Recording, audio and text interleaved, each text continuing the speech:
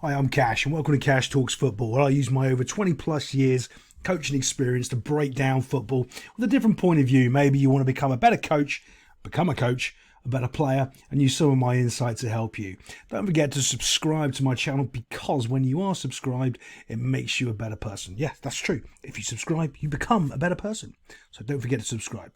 So, right, first of all, if anyone's watched any of my videos, you're going to notice these two little clowns right here. Watch what one of them does. He's going to point to someone else to mark him instead of him going to a job. And if you watched any of my videos, as soon as someone does that, you know a goal is about to happen in the Premier League. As you do, points go to the runner. So here's the problem. As soon as he tells him to do his job, all sorts of problems break. Okay? So because now the first problem is, first of all, this guy here from Man City, he's the difference maker. When he came off, City looked a different side. But all of a sudden, he's here telling him to go and track him, right? But he's not putting pressure on the ball. He's nowhere near close enough to be putting pressure on the ball. So he's taking this guy away from pressuring the ball. He's not doing it. He's told him to go and mark that man. And watch what happens here. Watch what happens. He's starting to realise he's not pressuring that player. He's backing up. He's backing up. He's letting him do what he wants. The other problem is he's not tucking in. Look, you see him here? This guy? He's not tucking in and filling that gap there. So as soon as he does, he can pressure, knowing that he can cover for him if any mistakes happen, or if he goes, he can cover for him. He's nowhere near close enough and he's not sure what he's doing. All of a sudden this happens. Bosh. Now he goes across. You know that player that he was told to go and mark? Actually, I think it's James Milner. I think it's James Milner as the right back here. So now all of a sudden Milner needs to go and actually be a defender because this guy's absolutely rubbish. And he hasn't stopped him, hasn't put any pressure on him. I'm just beating him for pace right here. Bosh. Round the corner. So now Milner's skipped away from marking that player there. And look at that space. Look at that zone. Okay, remember that space there is the same space. Let's just go back a little bit. Bump, bump, bump. It's the same space there. But now it's just moved on a bit because this guy's not coming in and tucking in and doing his job properly. So it's the same space, but as he pushes to the byline, that space moves from there and it moves to there. Watch as it happens. Here we go. Bosh, bosh. There's the space and it gets bigger because he stands still again. Caught out. Ball cut back. Massive open hole. Bosh. 1-0. They made it easy for them. Absolutely easy. Remember, when someone points to tell you to do a job, chances are they're going to score. There's so many reasons why. Go back and look at my older videos and I explain that. I'll do that in detail at the end of the season in common goals and common reasons why they're mistakes. But let's get on to the next goal. So remember, these two teams are playing the exact same system. They're playing 4-2-3-1. And this is what happens when Brighton come against a team that are just better than them in every position. They can't really play out. And you can see, look, there's 5 players there. He doesn't know what to do. He can't get it out here, get it into the space, or over to here. So he ends up making a little bit of a mistake. Blomf gets caught on the ball, and all of a sudden they're off to the races. The problem that you've got when you're facing Man City, when you're off to the races, you're racing against Erling Haaland, and if he's got a shot, chances are he's going to score a goal. And this is the difference between a make-believe striker and a real striker. There's not many strikers left in the world, and I should probably do a massive video at the end of the year about that and why. It's coached out of football. People are playing hipster football and not football anymore. And in hipster football, you don't train strikers. All the way starting when you're under 10s, they don't bother to do that. It was completely wrong. So, yeah, we'll talk about that another day. But off you go. All of a sudden, they're in a foot race. This poor chap here, I think it's Dunk, doesn't know what to do.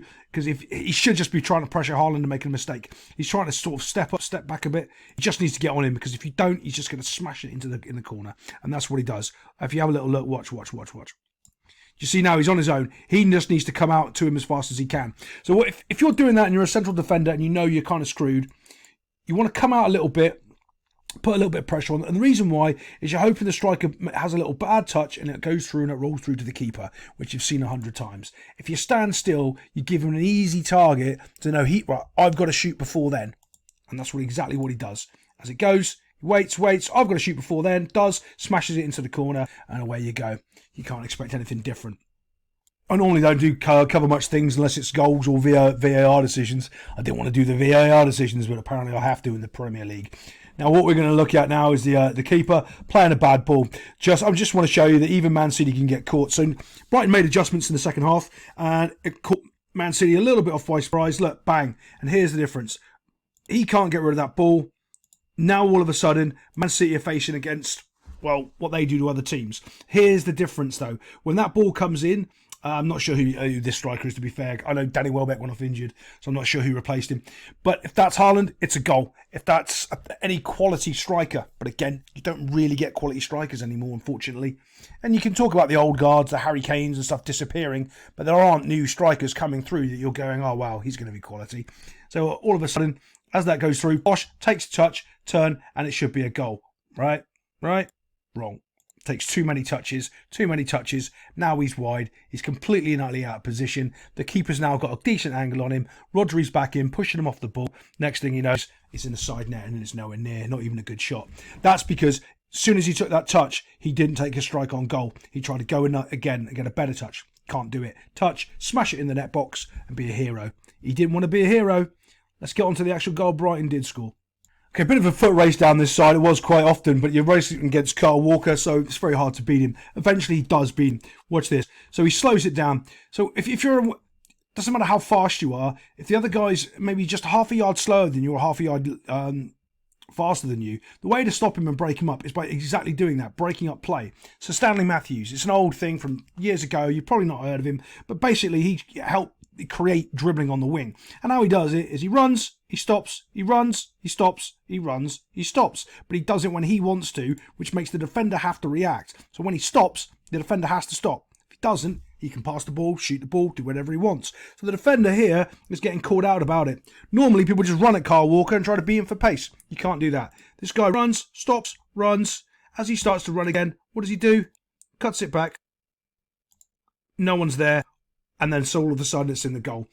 Bit of a transition goal, but it does show that City are against toe-to-toe against Brighton. Actually, it was much more even in the second half than it was in the first half.